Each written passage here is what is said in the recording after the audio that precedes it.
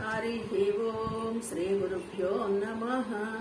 सदाशिवसमारम्भं शङ्कराचार्यमध्यमम् अस्मदाचार्यपर्यन्तां वन्दे गुरुपरम्पराम्।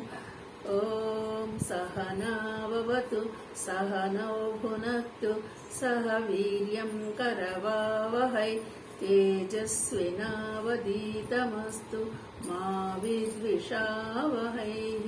ॐ शान्ति शान्ति शान्तिः। वसुदेवसुतं देवं कंसचाणूरमर्दनं देवकी परमानन्दं कृष्णं वन्दे जगद्गुरुम्। ॐ श्रीकृष्ण परब्रह्मणे नमः।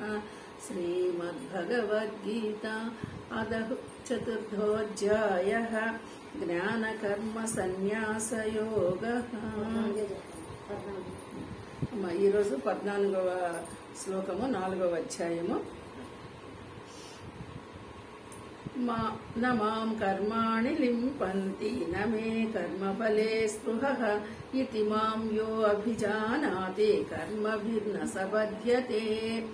నా మాం కర్మాణి లింపంతి నా మే కర్మఫలే స్పృహః ఇతి మాం యః అభిజానాతి కర్మభి న స పద్యతే. చూడండి, ఇక్కడ కర్మఫలే కర్మలయందు నాకు ఆసక్తి లేదనియు అంటే ఎవరికి ఇక్కడ ఆసక్తి లేదని? కర్మలు చేసే వాళ్ళకి. ఇప్పుడు ఎవరి గురించి చెప్తున్నారు ఇక్కడ? మన గురించి, కర్మలు చేసే వాళ్ళ గురించి. ఈ కర్మలయందు నాకు ఆసక్తి లేదు, నన్ను కర్మలు అంటవు. ఇప్పుడు నీకు ఆసక్తి లేనప్పుడు నిన్ను అంటవు అని ఎవరైతే తెలుసుకుంటారో, అలా తెలుసుకొని కర్మలు చేస్తాడు అతడు బంధింపబడడు అని చెప్తున్నాడు. అంటే కర్మేమో చేస్తున్నాము, కానీ కర్మలో బంధింపకుండా ఉండాలి. అంటే ఇప్పుడు ఏం చేస్తున్నాడు? కర్మల యందు ఆసక్తి లేకుండా, అంటే నేనే చేస్తున్నాను, నేను తప్ప ఇంకొకళ్ళు చేయలేరు అనేటువంటి భావనను వదిలిపెట్టి నేను ఎలా చేస్తున్నాను, ఇది నా ధర్మము దేహానికి సంబంధించి దేహానికి చేయవలసింది నా బాధ్యతగా నేను ఈ లోకంలోకి వచ్చిన వాటిని ఏ బాధ్యత నాకు అప్పగించాడో పరమాత్మ, దాన్ని నేను ఇప్పుడు మన బాధ్యతలన్నీ మనకున్నాయి. ఉద్యోగం చేసేవాడు, వ్యవసాయం చేసేవాడు, వ్యాపారం చేసేవాడు, దేంతో మనం వచ్చాం, కర్మ ప్రారంధం, దాన్ని నేను బాధ్యతగా నిర్వర్తిస్తున్నా. అంతేగాని నాకు ప్రత్యేకంగా ఇది కావాలి, ఇది వద్దు, ఇది నేను చేస్తాను అనేటువంటి భావన లేదు. నా డ్యూటీ, నా ధర్మాన్ని నేను నిర్వర్తిస్తున్నా.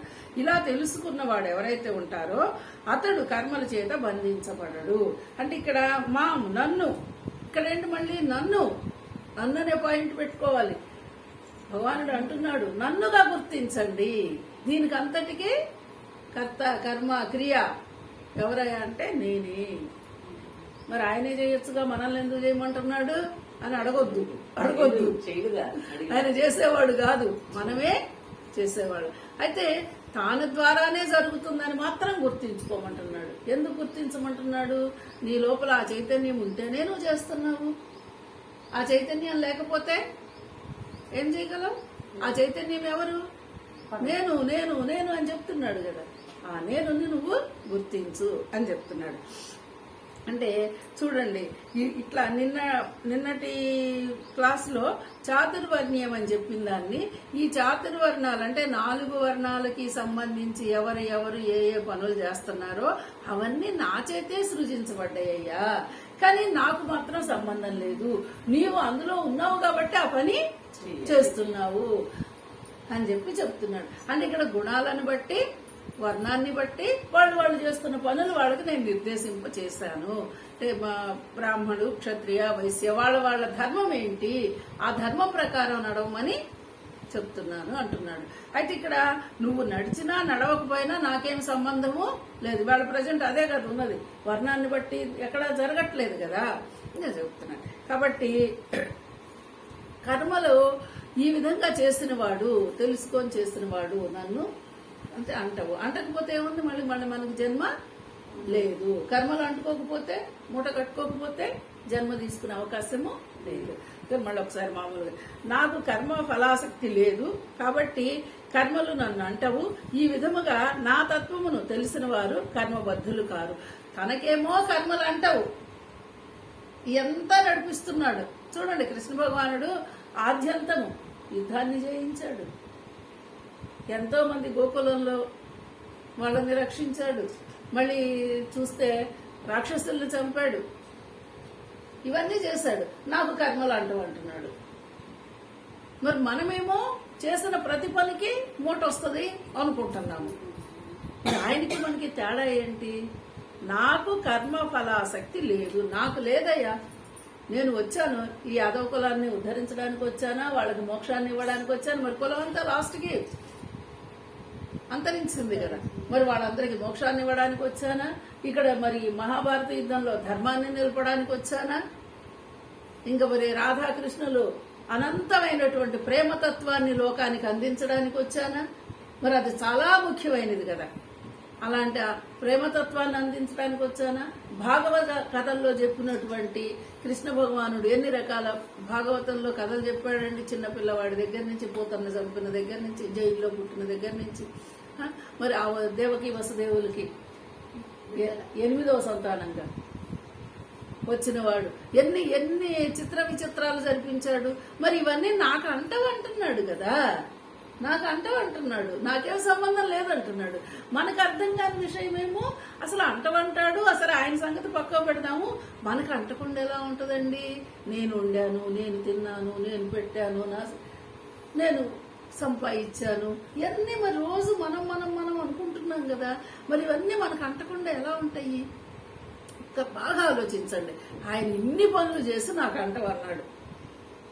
మనము ఏ చిన్న పని చేసినా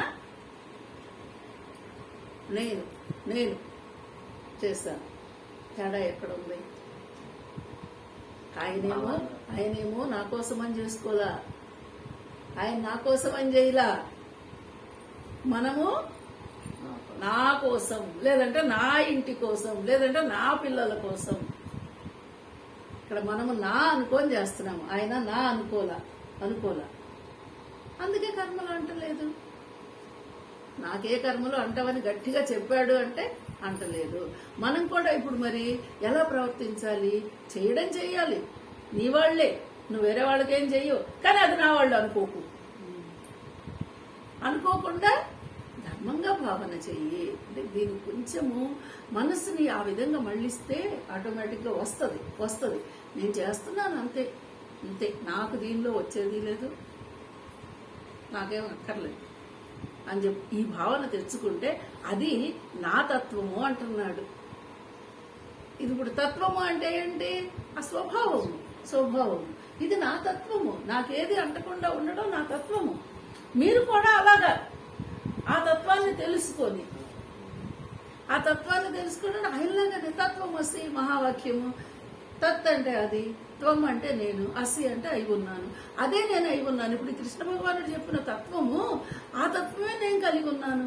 ఇప్పుడు నాకెక్కడ ఉంటుంది? ఇంకా నేను నిమిత్త మాత్రమే కదా. ఇది అర్థం చేసుకోవడం ఈ శ్లోకంలో మనము తెలుసుకోవాల్సింది. కొంచెం మళ్ళీ ఒకసారి శ్లోకాన్ని చదివి ఒకసారి మళ్ళీ దాన్ని అర్థం చేసుకుని ఆయన చెప్పిన తత్వాన్ని మనకు కూడా ఆపాదించుకొని మనం కూడా అదే అన్న భావంలోకి వస్తే ఈ శ్లోకం మనకి క్లారిటీ వస్తుంది. హరి ఓం.